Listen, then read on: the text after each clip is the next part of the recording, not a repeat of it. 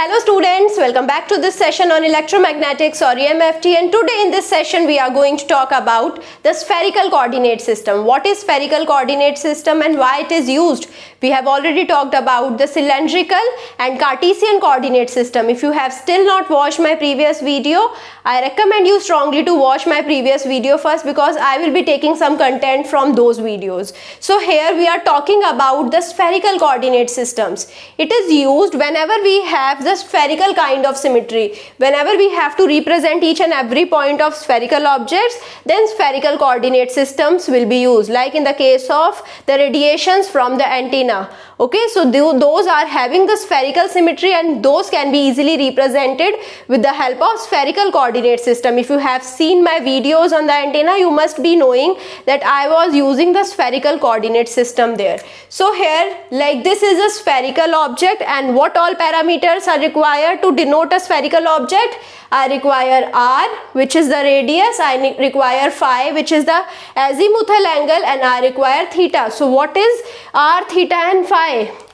So if I have two spherical objects, so these are two my spherical object. What is the difference between them? So r1 is varying from r2. I can say r2 is greater than r1. So now the first parameter of difference between two spherical objects is radius. Okay, I am changing the radius. Now the second parameter of the difference is phi, azimuthal angle. In the previous video also I discussed about the azimuthal angle. There I told you that I can have the full cylinder or half cut cylinder as well. Similarly, I can have the full circle. So this circle is different from this circle and it is also different from this circle. Okay, so these spheres are different from each other. How? Because it is not a full sphere. So phi is the angle which is made from the x-axis to the required point. Okay, so phi represents how much cut portion we have in the sphere. So this is the half cut portion. It is the more than half cut portion also. So now the third parameter is theta. Theta is the angle which is made with the z-axis. So what does theta represent? Theta represent that how much it is cut in the z direction. Okay, so if it is half cut, so it will be represented like this. It is more than half sphere, then it will be represented like this. So now we have two types of spheres based upon theta. We can have any value of theta from 0 to pi. Okay, we cannot have the values of theta more than pi. This thing should be clear. Now if I consider all these things, r represents the radius and the value of radius is 0 to infinity. Okay, so now the second parameter is phi. Phi is azimuthal angle and its value is from 0 to 2 pi. And the third is theta, which is the angle made with z-axis,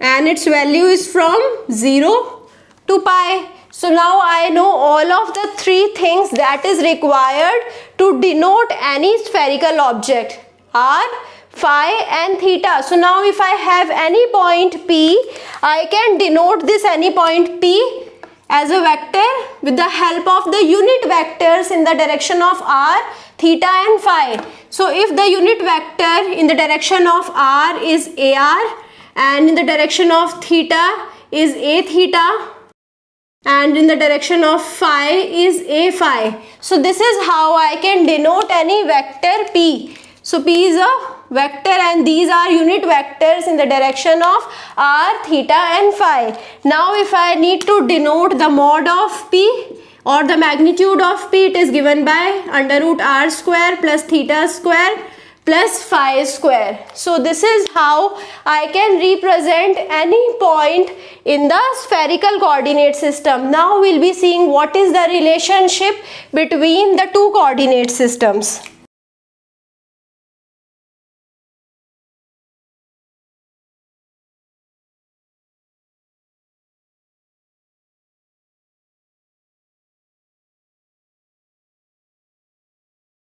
Okay, so now we'll be seeing the relationship between the Cartesian coordinate and the spherical coordinate system. Okay, so if this point P is represented by the Cartesian coordinate system, it is given by P x comma y comma z. Now what is y? Y is this direction, x is this direction, and z is in this direction. So y is the intercept made by the point on the y-axis, x is the intercept made by the point on the x-axis, and z is the intercept made by the point on the z-axis. Okay, now r, theta and phi we know. Okay, now we are denoting another term which is rho. We have also denoted rho in the cylindrical coordinate system. It is the radius of the base. Okay, so it is the point P dash distance from the base or the origin. Okay, so it is the radius of the base rho. Now we'll be denoting every parameters in the terms of rho, and from the rho I can easily deduce the conclusion from rho to r. Okay, so what is happening here? So let's see. What is my x? If I have to find out x in the terms of rho, x will be equal to rho cos phi. It is evident from this diagram. And now y will be equal to rho sin phi. So in this triangle y, this is y. If I translate y, y will be this only. So y is rho sin phi. And now what is z? Now here if I have to see this diagram, so now what is z? Z is r cos theta. Okay, so here angle is theta. Don't forget this. So now what is rho? What is rho actually in the terms of r? So this is my right angle triangle. If I see this triangle, what will be the rho? So rho will be equal to r sin theta. So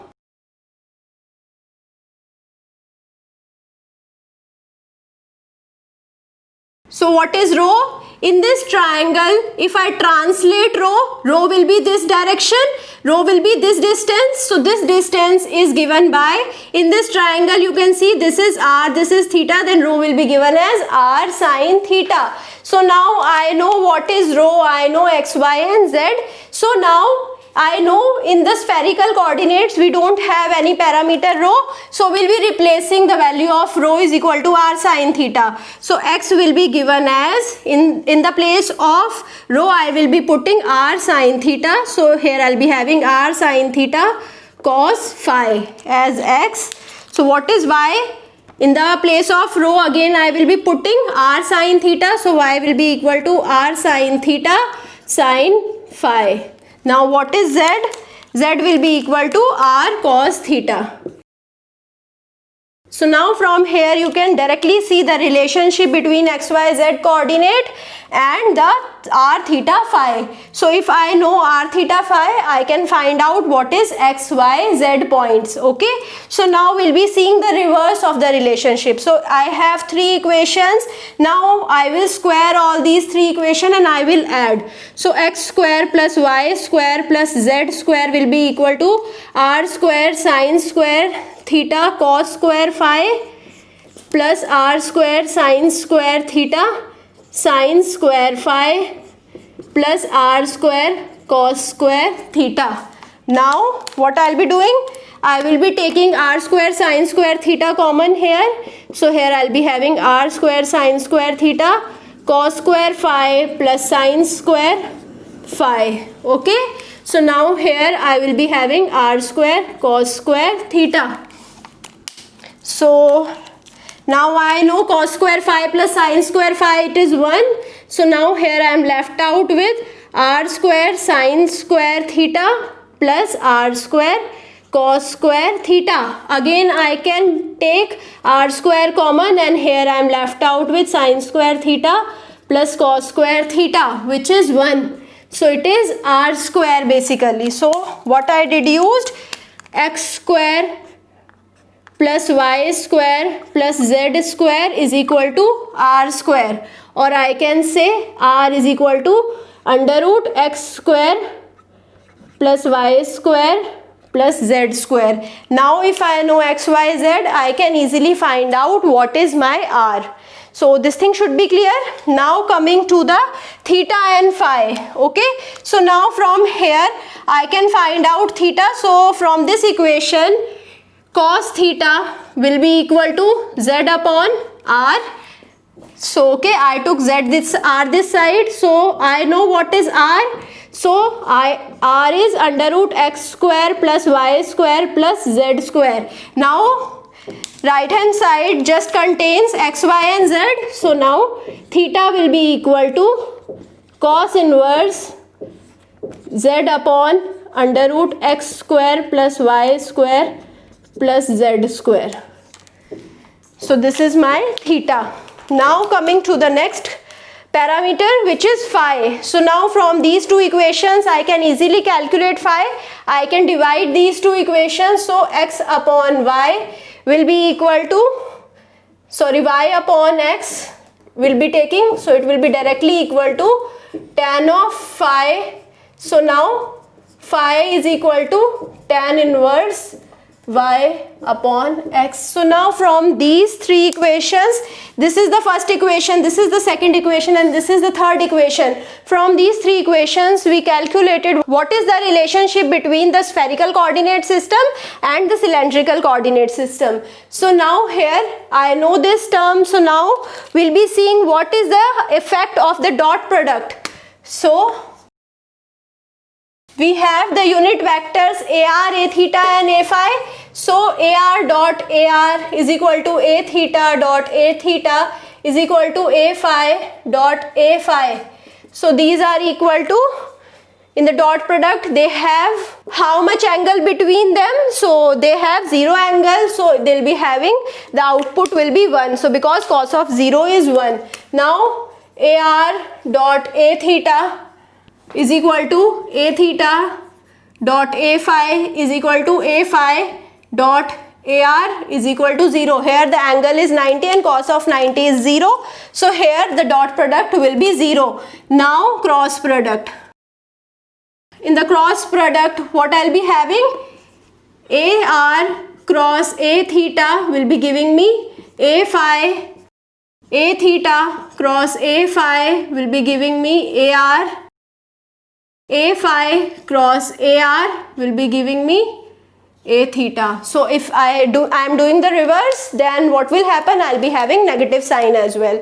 So this is all about dot product and cross product. Now we'll be seeing the relationship between the unit vectors in the xyz direction and the r theta phi direction. So again I will be putting it in the matrix form. So here I have AX, A theta, A phi. So now what it would be equal to? So now from the equations I know what is the relationship between x and r. So this direction represents the r, because here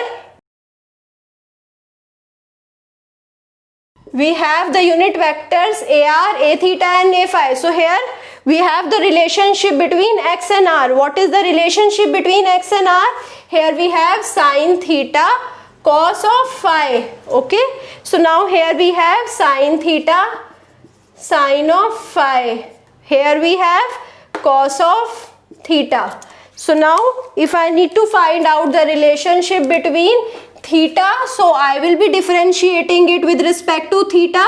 So here I'll be having cos of theta cos of phi, cos of theta sine of phi, and here we'll be having minus sine of theta. Okay, so now these are the differentiation with respect to theta. Now what is the trick? Now I have to differentiate with respect to phi, but I'll not be considering all the theta terms here. So this thing you should remember, that when I'm finding out in the phi direction, I will not consider the theta term. So I will just differentiate cos phi.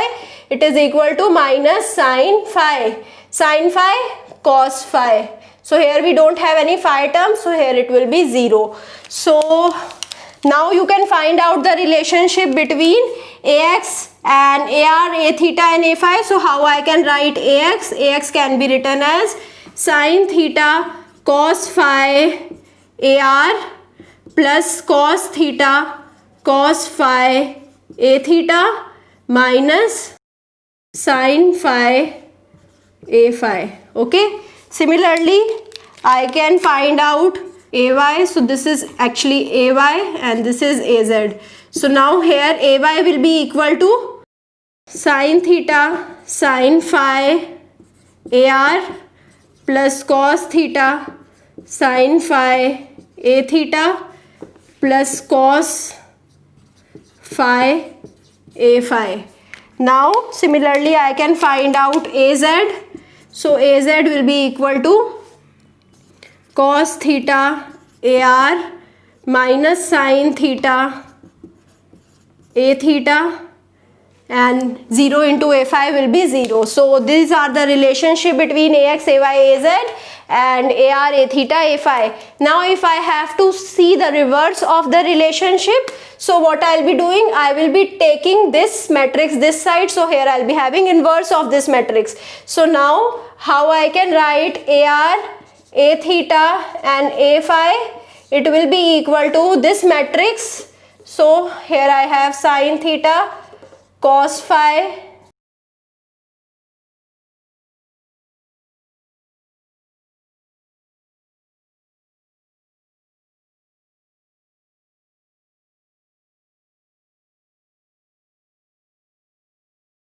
So what I did, I took this matrix this side and I wrote its inverse. Now if I have to find out the inverse, I will be using the trick. So here AR, A theta and A phi will be equal to, so now I'll just again convert the columns into the row. So what is the first column? Sin theta cos phi, sin theta sin phi and cos theta. Okay, what is the second column? So it is cos theta cos phi, cos theta sin phi and cos of phi. So here I had minus sin of theta instead.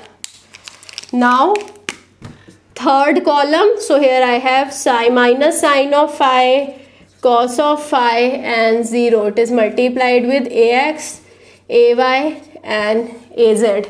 So now from here we can directly see the relationship between all three of them. So AR can be written down as sin theta cos phi AX plus sin theta sin phi AY plus cos theta AZ. So this is how, with the help of AX, AY and AZ, I can find out AR. Now A theta will be given as cos theta cos phi AX plus cos theta sin phi AY minus sin theta AZ. Now similarly I can find out A phi. A phi will be equal to minus sin phi AX plus cos phi AY. So this is how I can find out the relationship between the various unit vectors in the r theta phi coordinates as well as xyz coordinates. So I'll be stopping my discussion here.